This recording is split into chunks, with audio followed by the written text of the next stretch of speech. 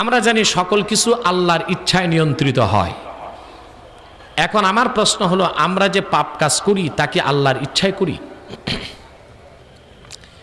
এরকম প্রশ্নের দ্বারা মানুষ নাস্তিক হয়। কি হয়?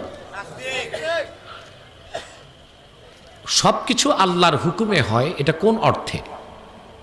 আকীদার কিতাবে লেখা আছে, আল্লাহু খালিকু আফআলিল ইবাদ। আল্লাহু খালিকু আফআলিল ইবাদ, বান্দার সকল কাজের স্রষ্টা আল্লাহ তাআলা।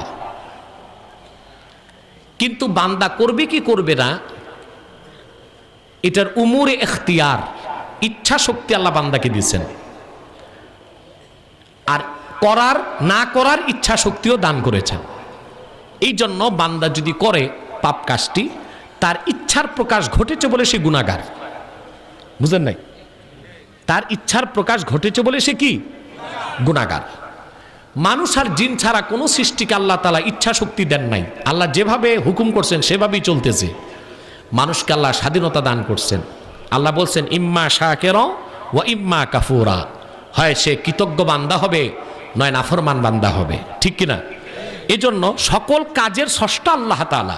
এই অর্থে সব কাজ আল্লাহর ইচ্ছায় নিয়ন্ত্রিত হয়। কিন্তু করা না করার ইচ্ছা শক্তি আল্লাহ বান্দাকে দিয়েছেন।